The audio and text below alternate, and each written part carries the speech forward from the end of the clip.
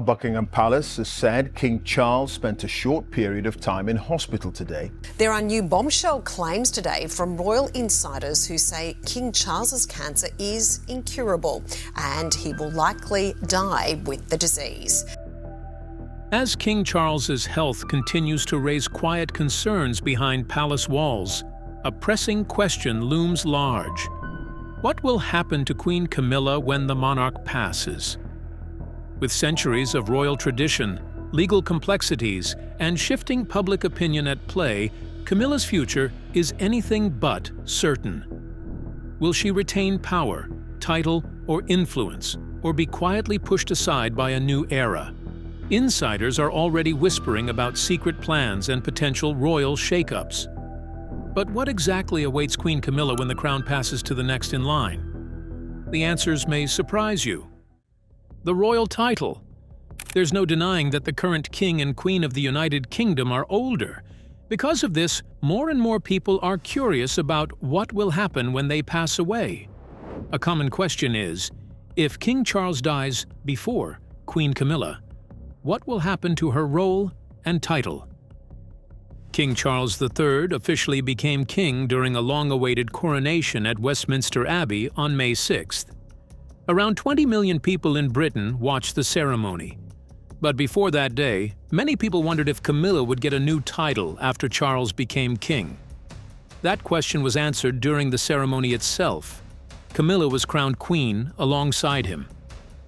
After Queen Elizabeth II died in September of the year 2022, Camilla was given the title Queen Consort. The Queen died peacefully at Balmoral this afternoon. The King, that is Charles, and the Queen Consort will remain at Balmoral this evening.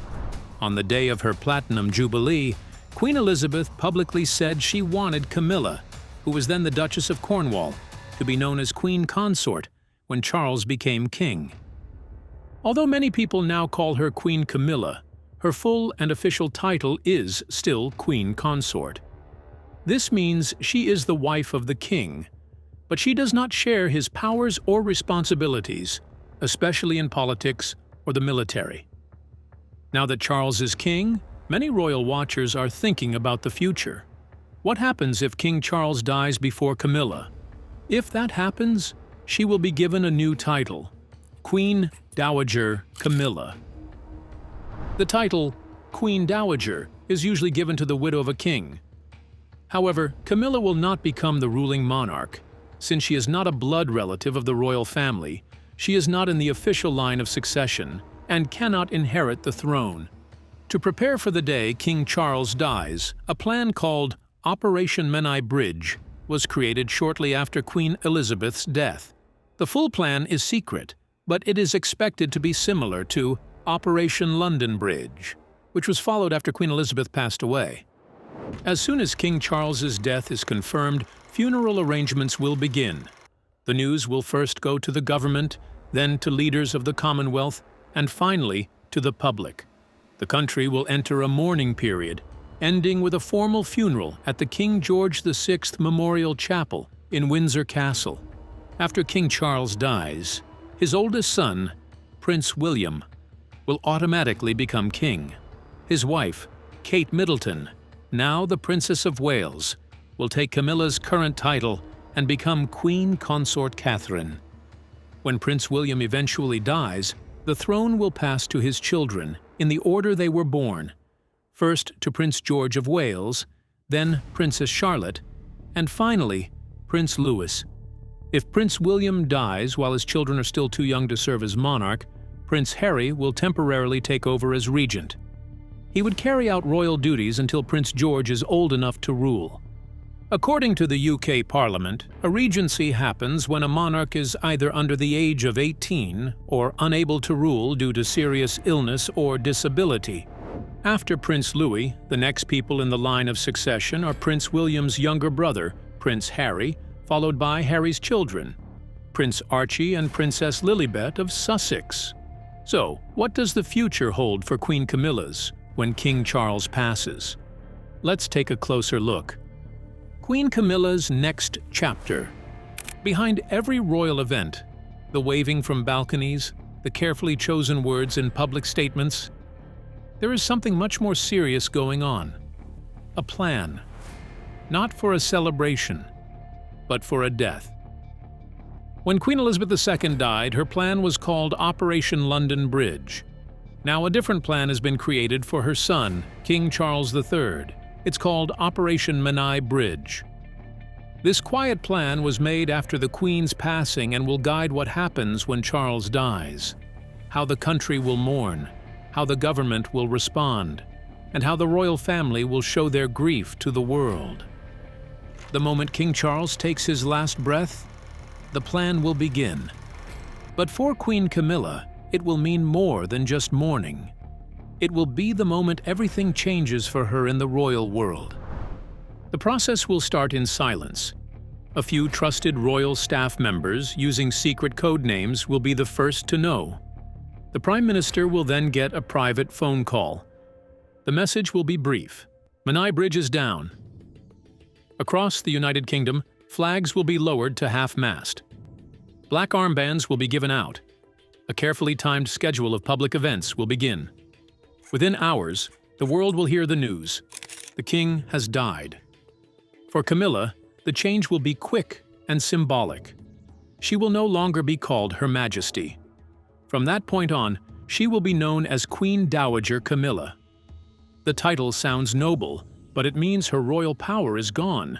She will have no influence, no decision-making role, and no seat at the table of power.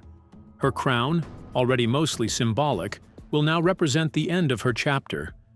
Sources say Camilla will still be seen during the early days of mourning. She'll walk behind the coffin.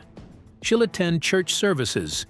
She'll stand quietly beside her stepson, Prince William, as he becomes king. But these appearances won't be about keeping her in the public eye. They are signals that her time as a central royal figure is over. Behind palace doors, things will shift quickly. Offices will be reassigned. Staff will start focusing on William and Princess Kate. Camilla, once one of the most visible royals, will begin a quiet and gradual retreat from the spotlight. What the public won't see are the private, emotional decisions that come afterward. Will Camilla stay at Clarence House, the home she shared with Charles? Or will she move to a smaller, quieter place, like many dowager queens before her? Will she keep her staff, her security, and her public funding? The truth is, no one really knows. Camilla has never followed the usual path. She wasn't expected to become queen. She wasn't expected to survive the hate. But somehow, she did. Still, Operation Menai Bridge isn't built around feelings. It's not about love or loss. It's about keeping the royal machine moving no matter who is gone. And even after all the years by Charles's side, Camilla will no longer be in control. At the king's funeral, Camilla will appear calm and respectful. She will show her sadness with quiet dignity. But there will be no more waving from balconies. No more new honors. As the nation bows its head for the king, another quieter story will unfold. A woman who spent decades working her way to the crown will start to fade from view. Her name and face will still be known. She'll still hold a title. But she won't be important to the future of the royal family. She was once hounded by the press, criticized by the public, and blamed for breaking a royal love story. But she stayed quiet through the scandals and slowly, carefully, became queen. Now, with Charles gone, she'll take on a new name, Queen Dowager. It sounds royal and dignified, but behind the elegant title is a truth many forget. A dowager queen is simply the widow of a king. She's still respected, but no longer part of the decisions that shape the monarchy. She may still attend formal events and receive bows. She might still be called Her Majesty in certain settings, but her opinions will no longer be asked for. Her role will become only ceremonial, a reminder of the past, not a guide for the future. And for Camilla, that truth may be harder to face than all the years she spent as Prince Charles's mistress or as one of the most judged women in Britain. Back then, even under fire, she had a role. She had purpose. But now, though she'll still wear fine gowns and sparkling jewels, she will no longer be part of what's next. Behind the scenes, royal insiders will start calling her the Dowager. She won't go on state visits. She won't open new buildings. She won't walk beside a king again. She will quietly step back behind the next generation. Behind Prince William? Behind Princess Kate? Behind the crown she once wore. What might be happening behind palace walls that's making people curious and leading to so many rumors and guesses? Let's find out.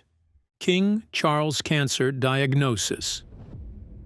On January 17th, 2024, Buckingham Palace shared that King Charles would have a minor medical procedure to treat a non-cancerous enlarged prostate. After the procedure, he was expected to rest for a short time.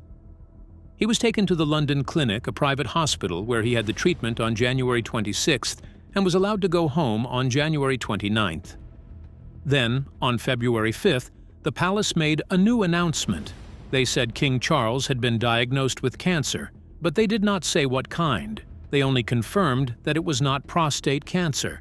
The statement explained that doctors had found another health issue during the prostate procedure, and later tests showed it was a form of cancer. The palace said, "The king is very thankful to his medical team for acting quickly, which was only possible because of his recent hospital visit."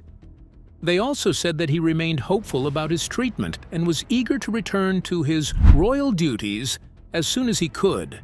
The palace added that Charles started outpatient cancer treatment on the same day, February 5th.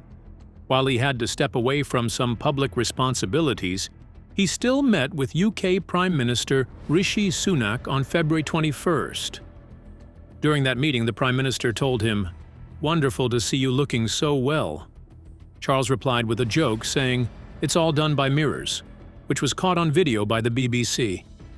The Prime Minister then said, "We're all behind you. The country stands behind you."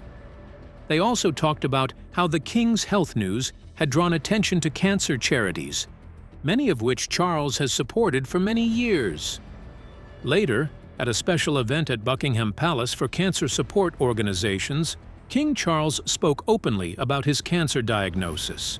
He said it had been a scary and sometimes frightening experience for people living with cancer. He also said the disease often brings out the kindest and most caring side of people. "As someone going through this myself, I can say that it shows just how good people can be," he said. He praised the hard work of cancer groups and individuals, many of whom he had met and supported over the years. He added, "Even in the darkest times of illness, people can still show great kindness." Charles also shared that when he was first told he had cancer, he was moved to tears by the thousands of kind messages he received. "Such kind thoughts are the greatest comfort and encouragement," he said. How did Queen Camilla manage to become Queen Consort, even though many people were angry and didn't like her? Let's find out. Camilla's rise. On May 6, 2023, the crown was placed on Camilla's head, and the whole nation seemed to hold its breath. For most royal spouses, a coronation is a symbolic event, a formal display of tradition and pride. But for Camilla, it was deeply personal.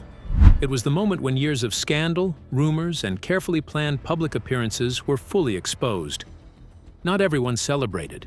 Not everyone welcomed her. Still, she stood there in royal robes, wearing a crown, beside the man who had waited a lifetime to become king.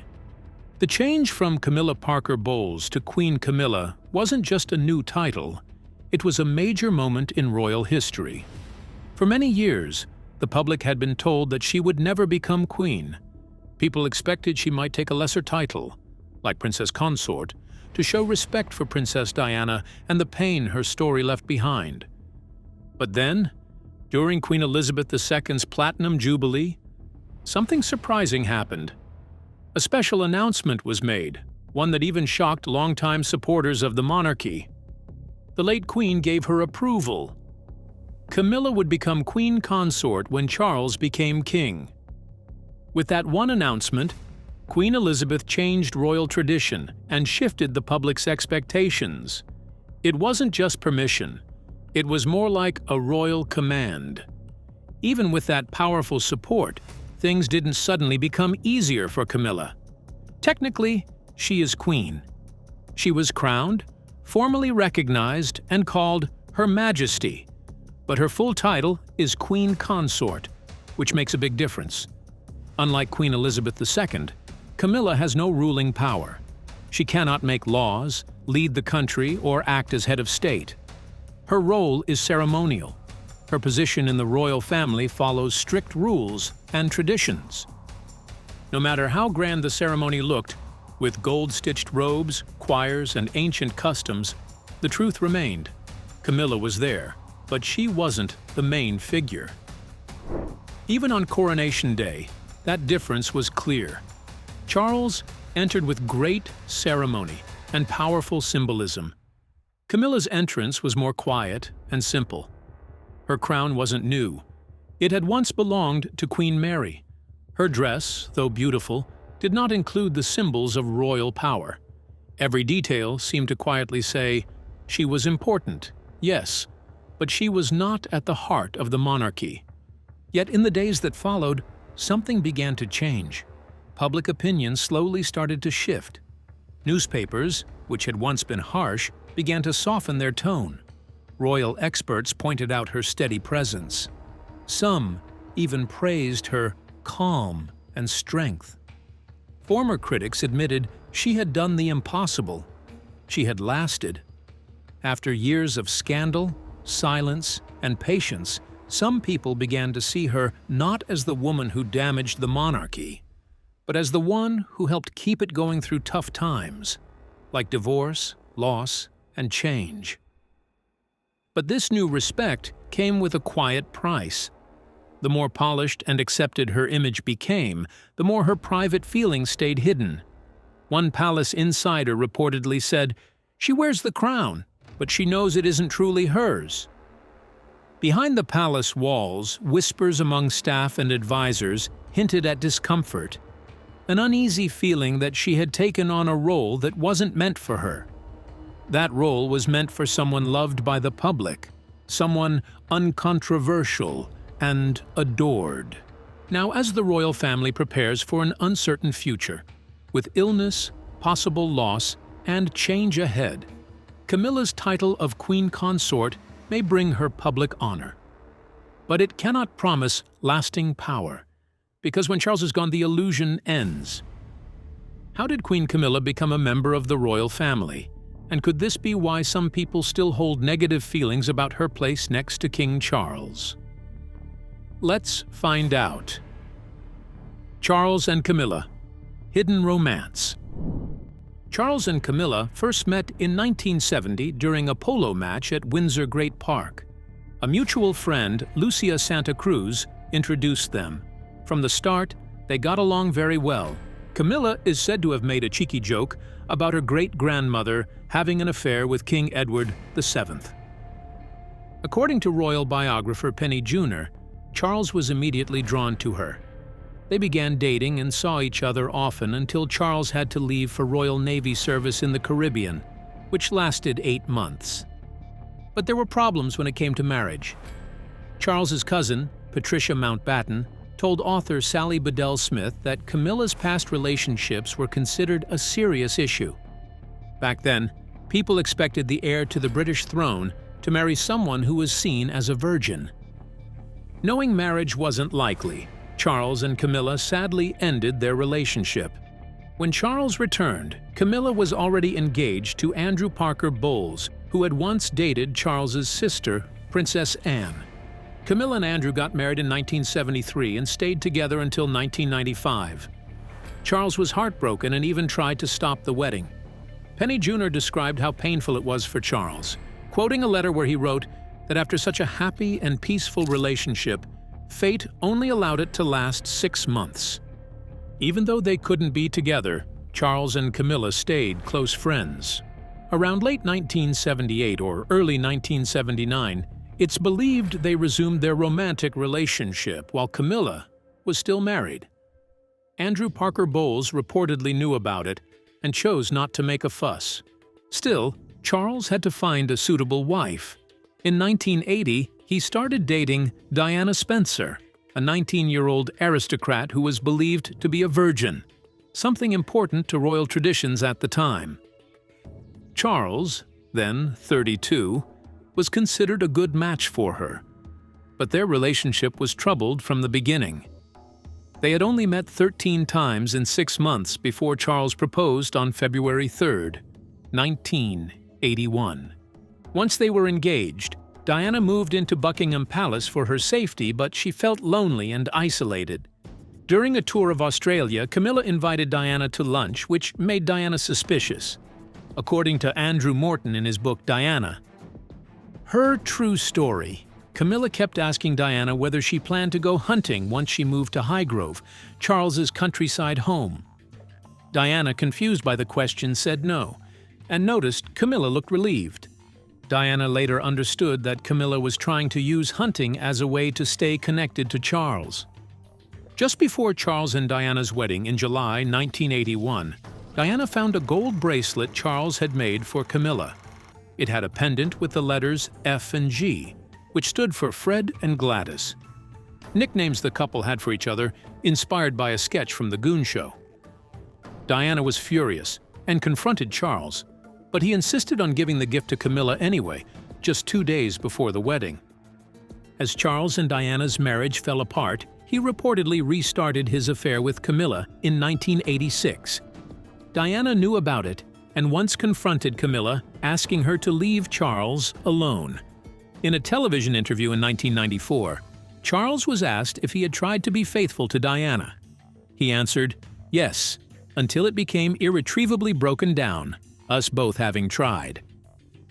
Just 3 months after Charles and Diana officially separated, a private phone call between Charles and Camilla from 1989 was leaked to the press, along with an audio recording. In the call, Camilla joked that Charles could turn into a pair of knickers, and Charles jokingly said he'd prefer to become a tampon. So, what do you think about the plans in place for Queen Camilla after King Charles passes away? Share your thoughts with us in the comments section. Don't forget to like and subscribe.